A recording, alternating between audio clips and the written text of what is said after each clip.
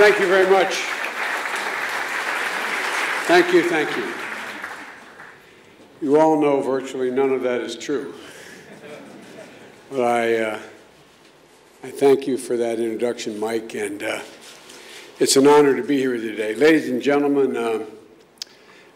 this is my second opportunity to be at a Concordia summit, and happening for the first time in Europe. And Nick and Matthew and everyone at Concordia, congratulations on the continued growth of your organization, as well as your ability to draw so many creative thinkers and leaders from around the globe, expanding, hosting regional summits, creating connections and opportunities through collaboration all along the way. It's pretty remarkable what you've done in just 6 years. I know how committed you are to leveraging the power of partnerships to affect positive change, and now we're seeing the impact of your campaigns to ensure sustainability of a global food supply and to end labor trafficking. I'm happy to be here participating and to play a very, very small part in your efforts. As I said, I'm honored to be here, and I'm delighted to be back in Athens. I've been here many times, and it's no exaggeration to say that the Greek people have shaped my consciousness.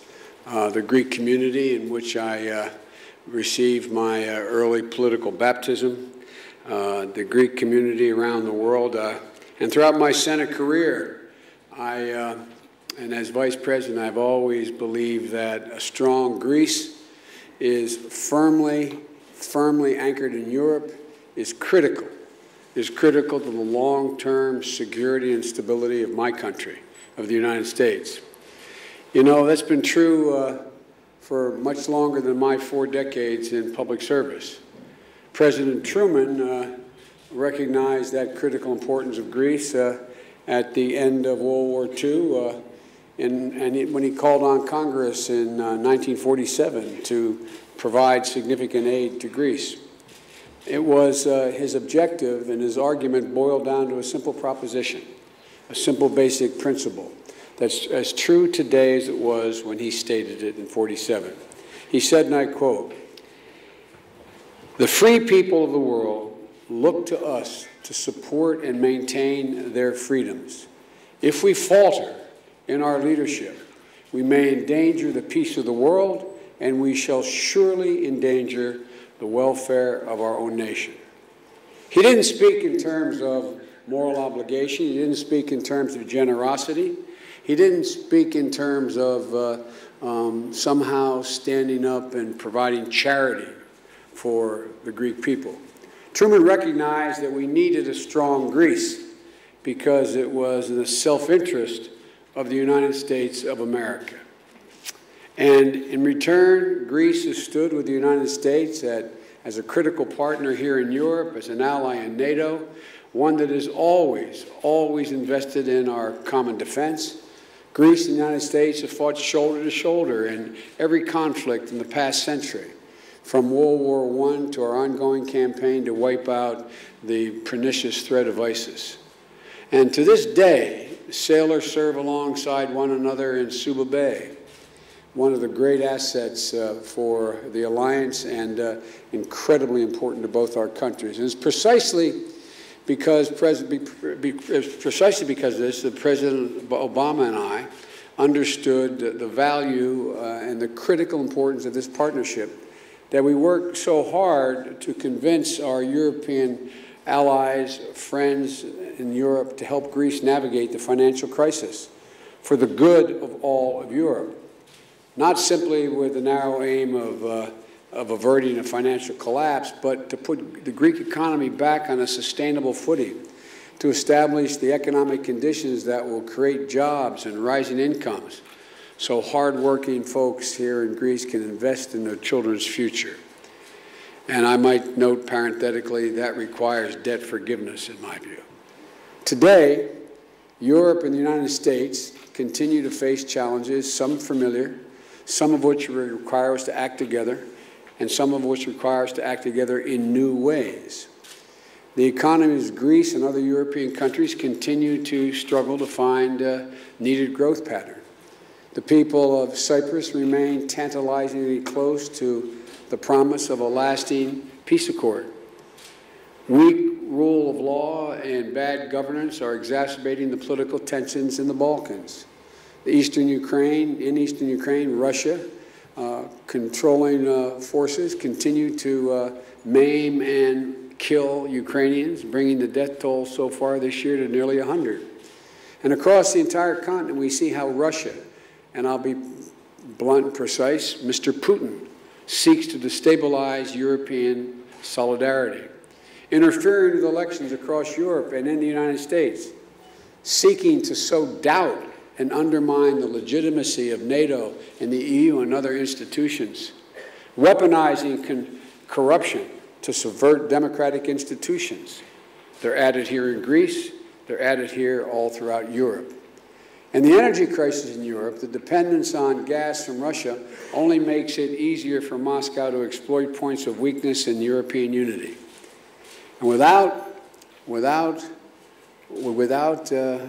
consensus, ISIS and the terrorist organizations targeting children and families across Europe in an effort to get us to abandon our values will have been a long, hard fight if we cannot do it together and focus on the source of our strength, which is our value system.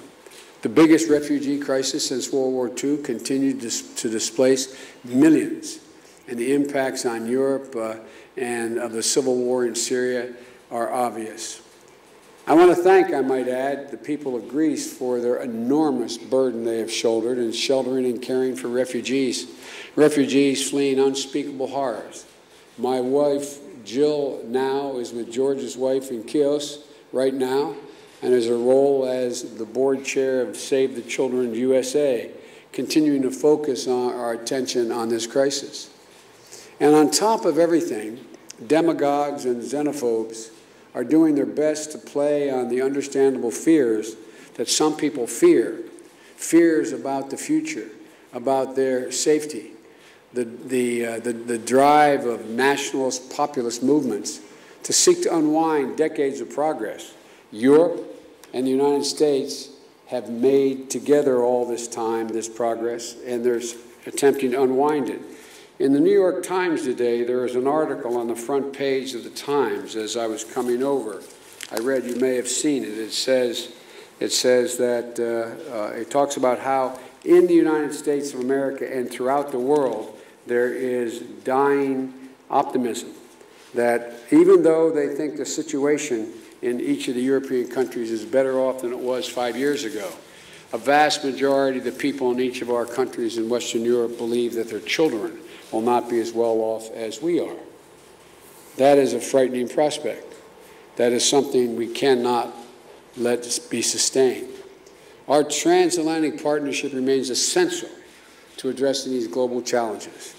As it has been in the past for 7 decades, it remains as essential today as it was when Truman announced the doctrine. Together, when we stand united, is the only way to defend the liberal international order that we built after World War II and which has been the foundation of our security and prosperity for decades.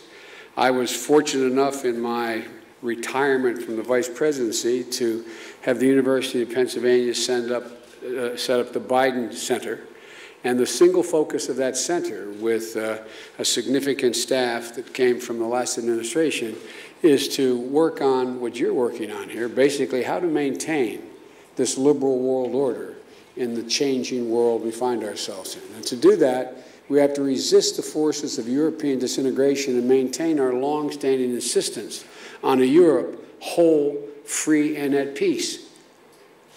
A strong Europe is a cohesive Europe, and that's the linchpin, not just for European security, but for America's security as well. We can only meet these challenges if we act together. The European project, in my opinion, is one of the most audacious and consequential visions of the past century.